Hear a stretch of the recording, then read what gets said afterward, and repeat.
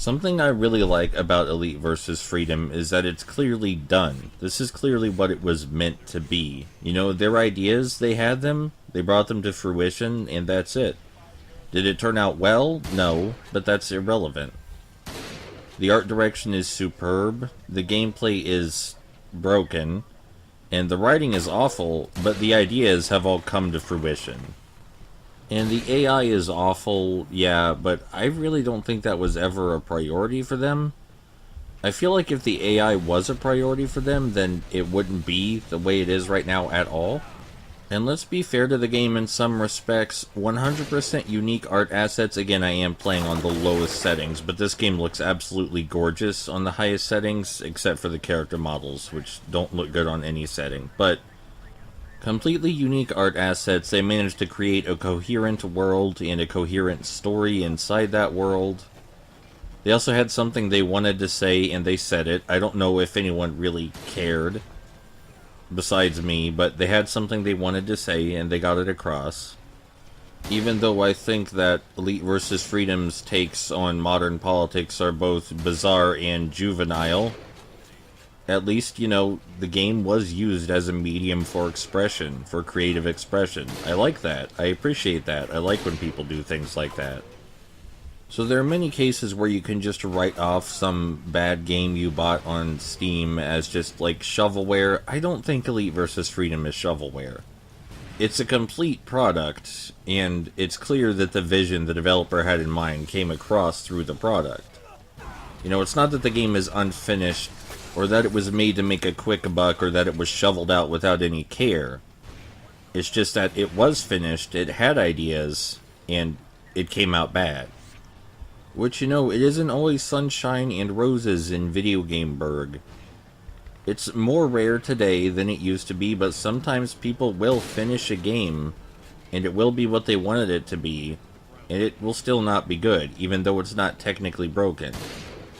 Nothing is really technically broken about Elite vs. Freedom, right? Like, I haven't clipped through the world, nobody's spazzed around through the walls, and it functions. I have had no crashes playing this game whatsoever. The UI looks nice. I really like the user interface. It doesn't really fit with the theme of the game any, but I like it. Like, I'm not sure how the user interface correlates to anything going on, but it's cute.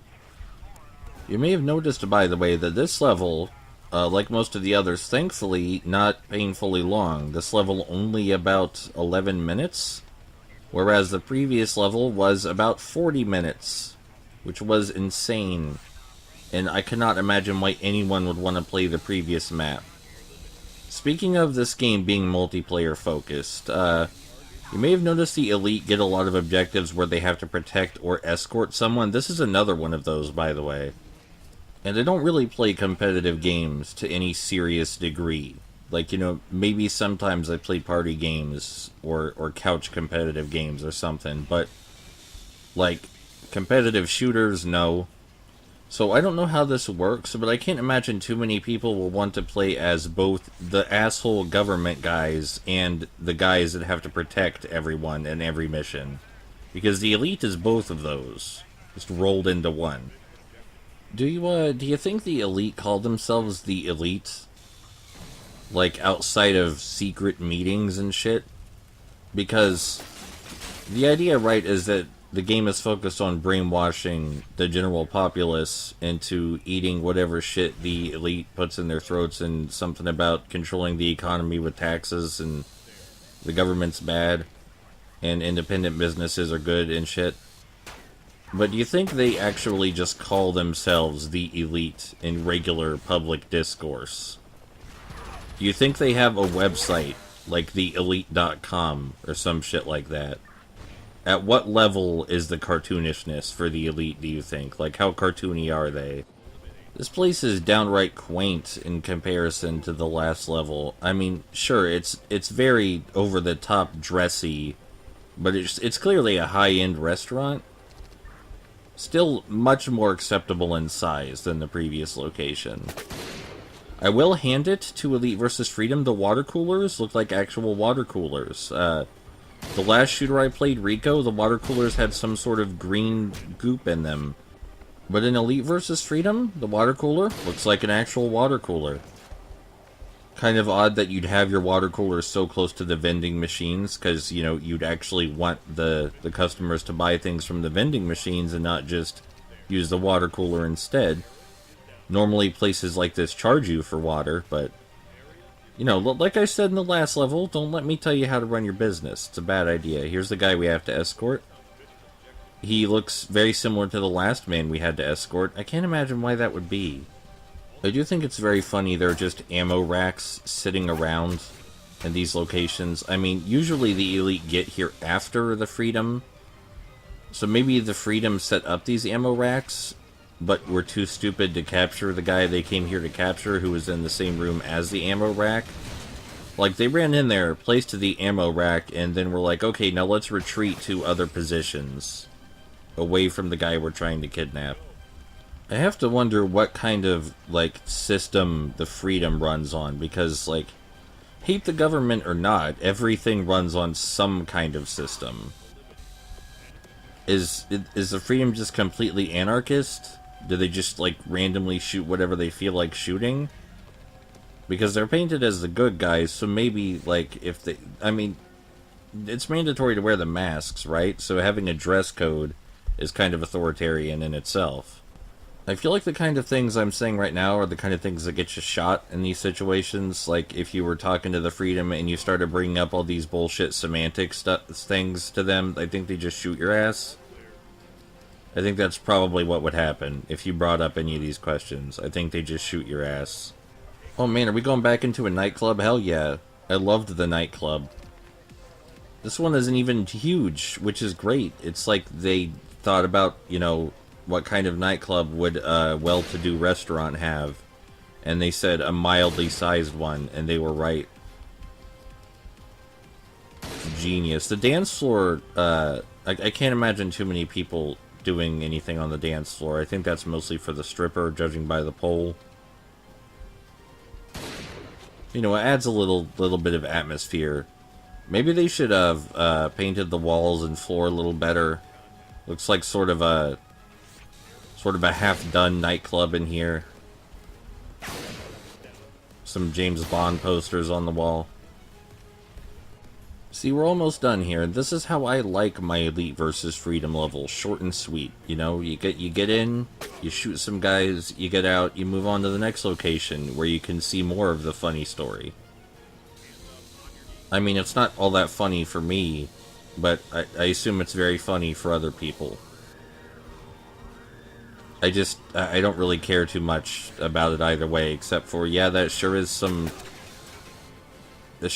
storytelling you're doing there. Hey, can I get in this and, like, shoot those guys? Because there's a gun in the back of this truck that I think would help a lot if you would let me use it. No? No, none of the buttons seem to be letting me get in the truck, so I'm gonna assume that I cannot, in fact, use the giant gun in the back of the truck. I mean, to be perfectly fair, the truck is labeled Freedom. It clearly has the Freedom logo on it. Never mind that the fact that they have a logo is kind of weird, but it has the Freedom logo on it, which appears to be a fist holding some wheat, is what that appears to be. So it'd be very rude for us to take what is their property. That would be incredibly rude of us. I think actually at this point, if I wanted to risk it, I could just run straight to the exit and still make it. I think I could definitely make it. I'm not going to try, but I think I could do it. So there's only 2 more levels after this one. As sad as it may be, our time with Elite vs. Freedom is coming to an end. I'm not going to play as Freedom because their levels are just the Elite levels but in reverse. And also, as was established very early, I am playing as the Elite because I like to be contrarian. Alright? I'm playing as the Elite very deliberately because they are the assholes, and I want to do that. I like doing that. I think it's funny. I should probably go give this game a recommended on Steam. I think I'll do that.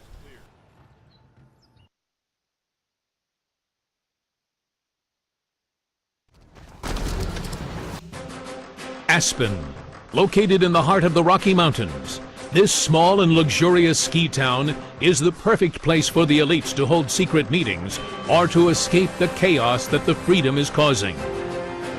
Mabel Ray, a chief secretary of Abel Wesley, is an important member of the elite. She was recently residing at the hotel, but was caught attempting to steal secret information.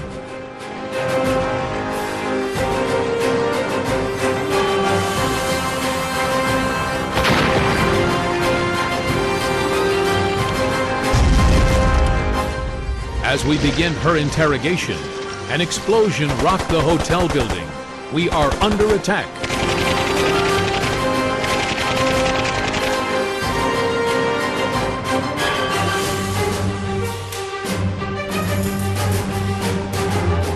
We received reports of Freedom forces entering the hotel and setting up a huge explosive device.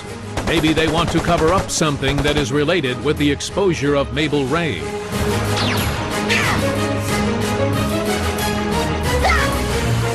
We need to prevent them from blowing up the whole area and destroying any evidence.